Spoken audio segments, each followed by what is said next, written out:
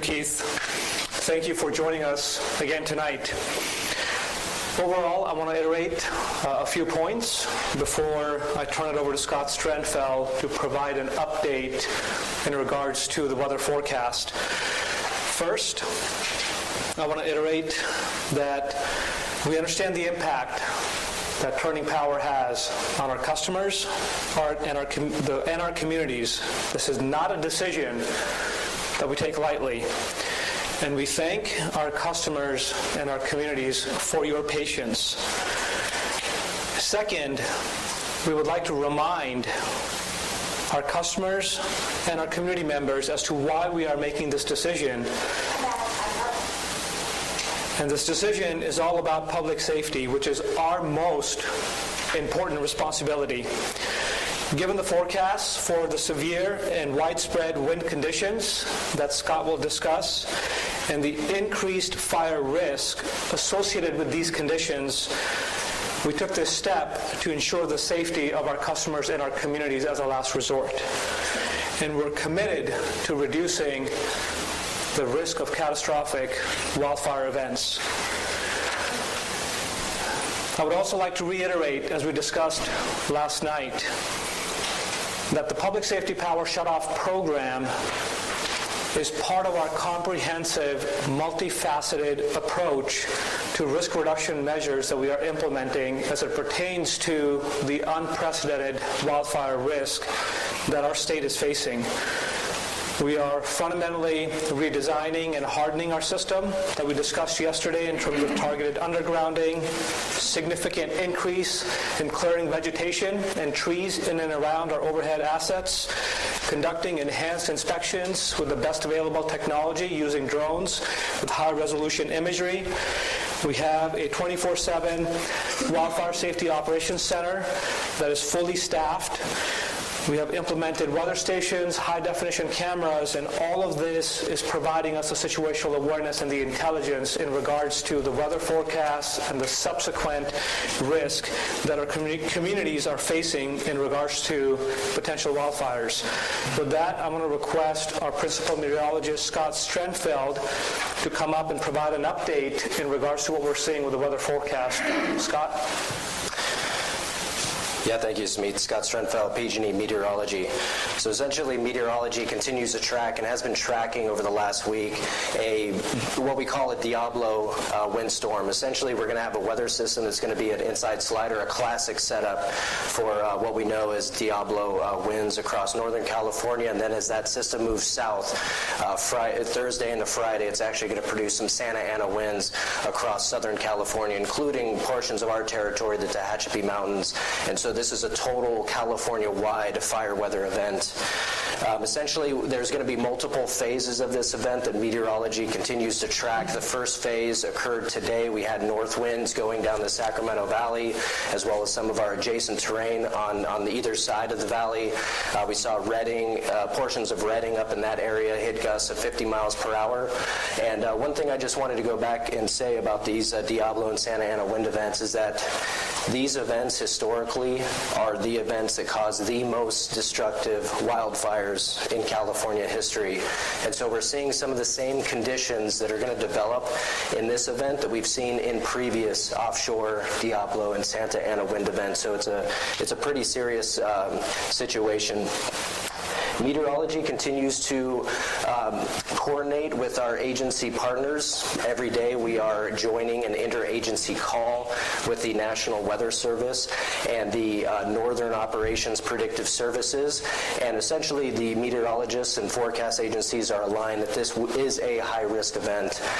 If you don't know, there's the National Weather Service has issued widespread red flag warnings across most of Northern California, and those red flag warnings are also in effect for the Tehachapi Mountains and as well as Southern California. And what I'm showing on the screen here is that our Predictive Services Northern Operations also has this as a high-risk event and is indicating that there is a high risk of significant fires.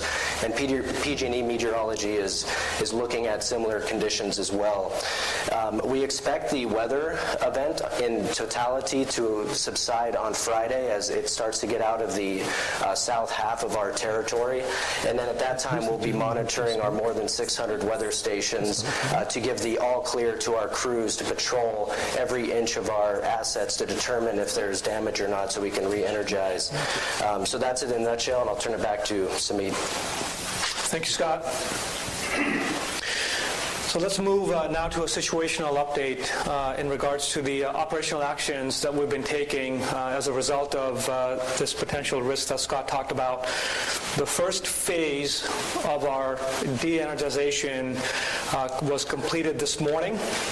About 500,000 of our customers in the Sierra foothills and the North Bay area experienced a de-energization between midnight and 4 a.m. But we have also identified, in the interest of public safety, to minimize the impact and disruption to our customers, we have identified limited areas where we could safely energize sections by reconfiguring our electrical system, because that part of our circuit and our system was not in a high fire threat area. And as a result, we've been able to bring service back to approximately 44,000 of the 500,000 customers. Additionally, because the wind gusts have reduced in the northwest portion of the Sierra foothills, we are actively working on determining if we can bring service back to one of our transmission lines that is a primary supply of the Humboldt area. If we're able to perform this work safely this evening, which includes performing safety inspections on our transmission line to assess every inch and determine if there's any potential damage that has occurred, safely repair the damage, we will be able to bring service back to another approximately 60 to 80,000 customers this evening if we're able to do that work safely. The second phase of our shutoffs in the Sierra foothills area started around 3 p.m. and it's ongoing over the next couple of hours. Also, as part of our second phase, we are continuing to monitor weather in the East Bay, South Bay, and Santa Cruz areas, and we will be making a decision about the timing of the de-energization later this evening, because what's changed from the discussion we had yesterday is that there's a shift in the timing of the weather pattern. So we may be able to delay the start time of that de-energization.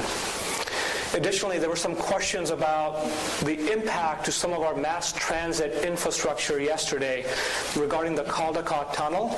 We were able to provide backup generation, and that's currently in place serving the Caldecott Tunnel, so that should not be impacted as a result of the de-energization. In addition to that, we were also able to mitigate the impact to the Tom Lantos Tunnel in the Half Moon Bay area, because again, we were able to reconfigure the electric supply to that tunnel and mitigate the impact as a result of the de-energization. We have also provided backup generation to 2 of our BART stations so that we minimize any potential impact to BART service as part of our de-energization process. In total, the second phase of the shutoff impacts approximately 250,000 customers. We anticipate the peak risk to continue through late part of tonight into early morning, and forecasts of the weather subsiding around noon tomorrow. Again, keep in mind it's a weather forecast and it could be subject to change. Finally, the third phase that impacts our Kern County, which Scott touched on in regards to the Tehachapi area, the scope of that phase has also been reduced significantly. So yesterday we communicated that 46,000 of our customers may be impacted in Kern County. That number now has been further reduced, and the impact that we are currently estimating is down to 4,600 customers. And we are in the process of notifying those specific customers. It's also important to remember, as we shared yesterday, that some of our customers may experience a power shutoff, even though weather conditions in their specific area are not extreme. And the reason this happens is because of the interconnected nature of the electrical system, where the power lines work together to provide electricity across our cities, counties, and regions. And as I've stated in some of my points that we just covered, we are doing our level best and have an unwavering focus on minimizing that impact, which is why through switching operations, we're able to still continue to maintain supply to some of our customers. Let's now turn to what's ahead. Once the weather event passes, we can begin performing visual safety inspections of every inch of our impacted distribution and transmission infrastructure. We have 45 helicopters that are ready to fly and begin the visual safety inspections as soon as the adverse weather subsides. Additionally, we have 6,300 on-the-ground personnel that are qualified and ready to conduct inspections and restoration to our customers. We want our customers to be aware that based on the large number of outages and the potential unknown in regards to the amount of damage to our system, we only know that as we start the visual safety inspections. It could take several days to fully restore power after the weather passes and the safety inspections can commence. We can only perform the visual safety inspections during daylight hours, and our crews are working as safely and will be working as safely and as quickly as possible to get the power restored. We will continue the ongoing communication and engagement with all of our customers, local agencies, state agencies, cities, and counties throughout the process so that everyone has the most up-to-date information.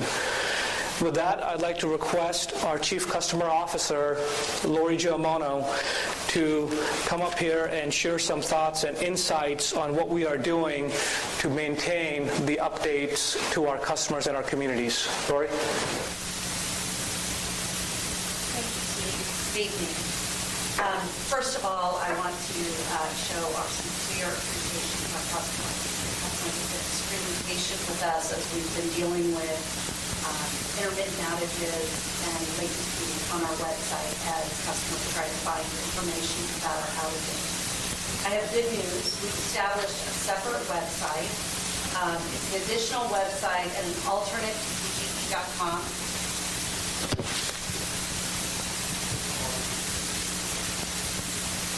Do you want me to start over? Okay. All right, first of all, I'd like to show our sincerest appreciation to our customers for their patience, certainly during this outage, but especially as they've been trying to interact with us via our web pages and get information about our outages and how it's affecting them at their residence. I have good news. We have established a new website that we will be sharing through our social channels after this press conference. That new website will enable customers to see the maps of where the outages are occurring. They'll be able to put their addresses in, search their addresses. They will also get information about where they can meet with us at our customer resource centers. So again, we have a new website that we're standing up. We will have that website in effect through the duration of this event, and that will be the source of information for customers to check on outages in their area, their community, as well as see additional information about their specific home and location. As I mentioned on the channel, we are also going to post information about our customer resource centers. We have 28 customer resource centers stood up as of today and operating. They opened up at 8 a.m. We have an additional 5 that will be opening up tomorrow morning for a total of 33 customer resource centers that will provide water, resources for customers to talk to our employees to get information, as well as restroom facilities, they'll operate as cooling centers or heating centers as necessary, and they'll have the ability to come in and charge their devices. So those will be also posted on this new website.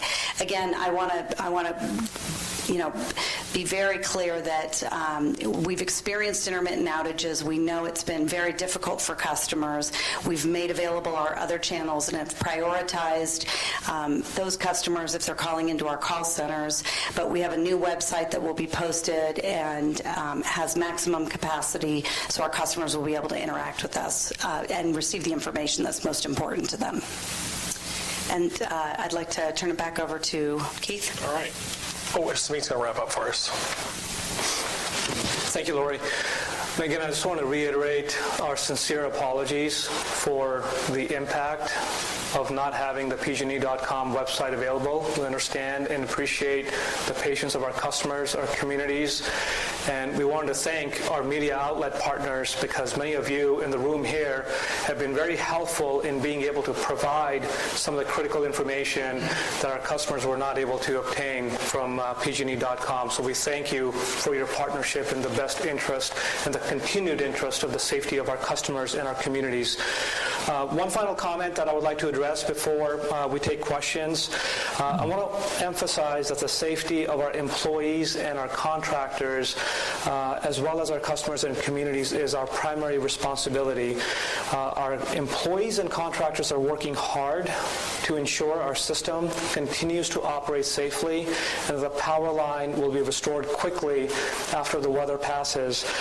We realize and understand the impact and the hardship as a result of this decision that we've made, but our request of our community members and our customers is to ensure that our employees and contractors, they have families that live in your communities, they have friends, they are members of your communities. So let's just ensure their safety as well as they're doing this work in the interest of your safety. So with that, I will turn it over to Keith and we can get into the Q&A session. So, I've got a question for you. We're going to take these one at a time. Thanks. Dan, I appreciate that. We need microphones so people on the phone can hear you. We're being heard on television right now. I appreciate that. We're going to run microphones to each of you. Okay, so I believe this gentleman wanted one. We'll go to you next, Dan. Thank you. We'll go here first. It's a very small room. We don't really need a microphone. We have a phone line dialed in. We have like 150 people dialed in on the phone line. She's right next to me with the microphone. Jim Carlton with the Wall Street Journal. Hey, Jim. Thanks for the update. I'm interested in the timeline. You're talking about delays in Phase 2. City of San Jose was talking about 8 p.m. Can you talk about the latest on that?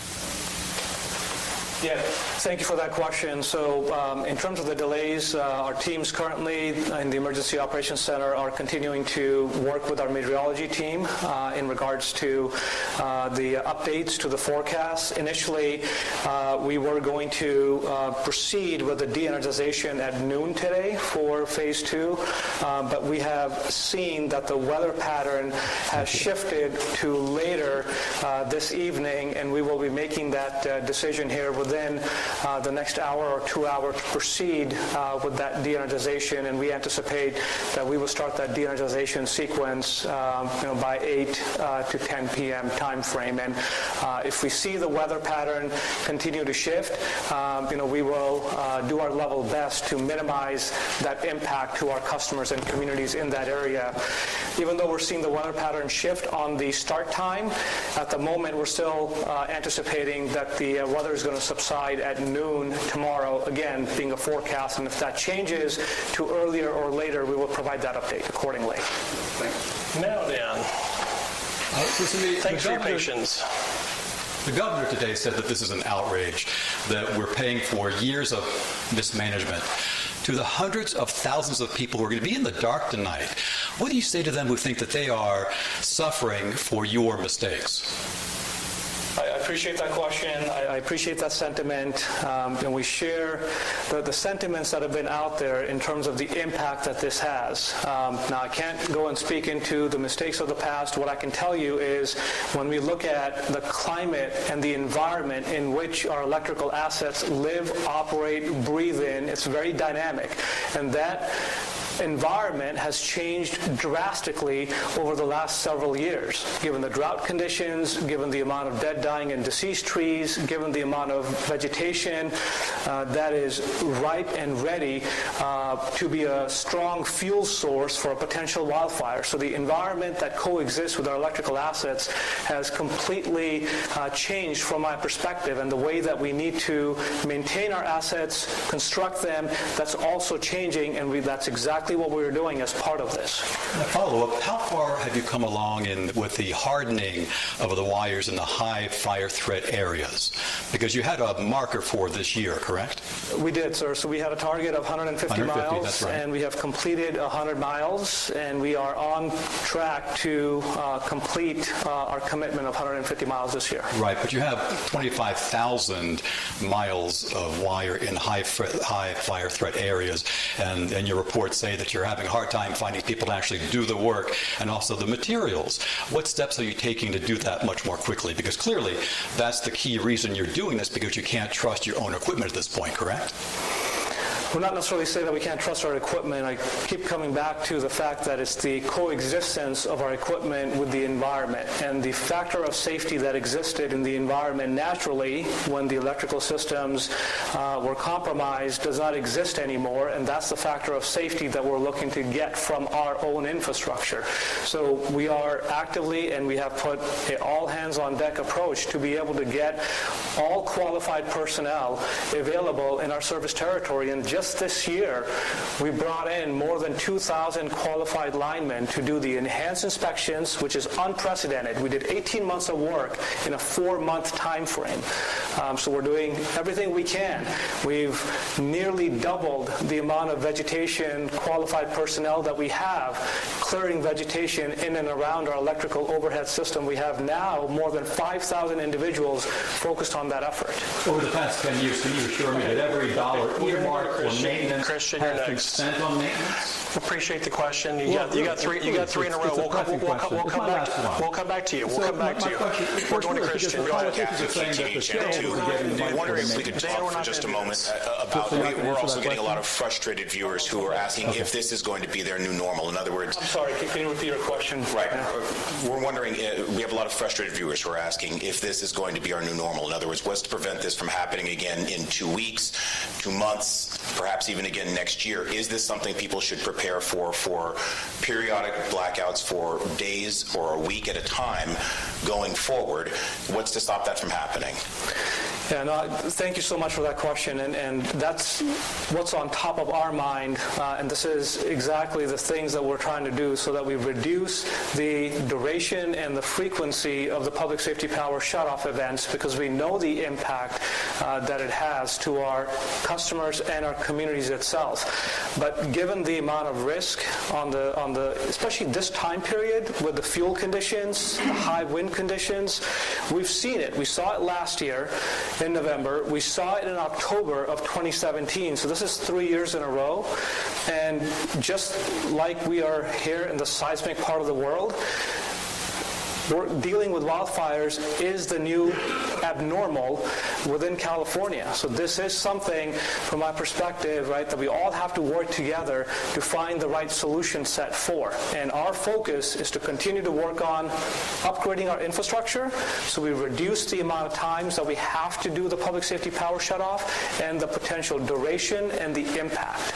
So that just to follow up, just to clarify then, and I'll pass it back, just to clarify then, customers should anticipate similar shutdowns in the future until this work is completed.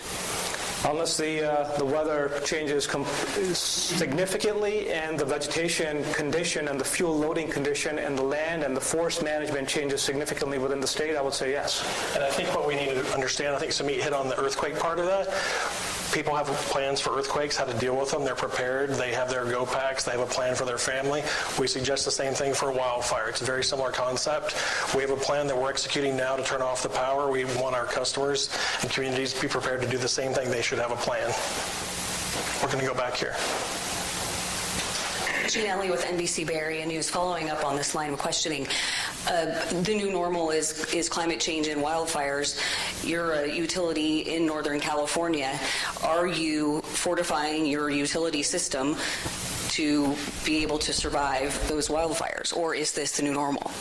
We are absolutely doing that, and that's really what I was speaking to in terms of the effort that we have. We have more than 8,000 qualified personnel working on clearing vegetation, doing enhanced inspections, doing undergrounding, overhead resiliency of the system, to really have that electric infrastructure that now naturally creates the factor of safety that the environment has taken away from that coexistence.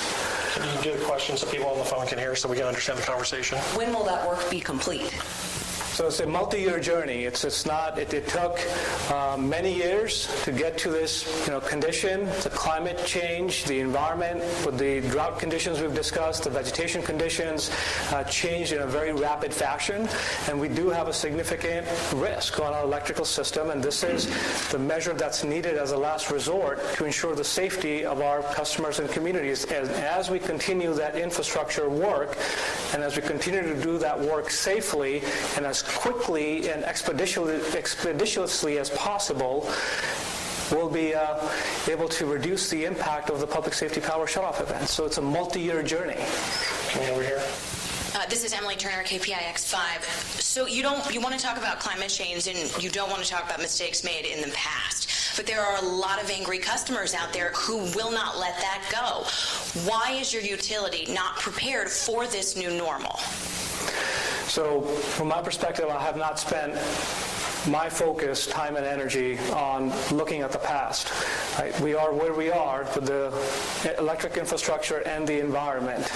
Now, there's a lot of questions in terms of could we have done things sooner, should we have done things sooner. We are at this point in time, and what I could tell you is that we are doing everything that we can. And I could tell you the 24,000 employees that we have in this company and thousands of contractors that are supporting us because they're an extension of our PG&E family are sacrificing their lives personally to be able to ensure the safety of our customers and communities. I have not gone back to look at why it wasn't done. We are where we are at the moment, and we can all Monday morning quarterback this, right, from my perspective. But our focus here is to ensure the safety now and on a going forward basis and have that unwavering commitment to do that. And that's exactly what we're doing. And that's part of your Community Wildfire Safety Program, the multifaceted program. That's correct. What percentage would you say? Two questions. One, so would it be fair to say that you actually have no estimate as to when the work will be completed? Is that fair to say? Yeah, we do have an estimate, and that estimate we've put forward as part of the wildfire mitigation plan that was filed. It's publicly available, and that was approved as well. Which you're running behind on. I'm sorry? Which plan that you're running behind on? Did you tell the PUC in July that you're running behind even that plan? No, we have, when you look at the goals and the commitments in the plan, respectfully, sir, we are at or have exceeded many of those milestones. The area that we are continuing to fall a little bit behind schedule on is our enhanced vegetation management program, but we have line of sight to be able to complete all of that work as well by the end of this year.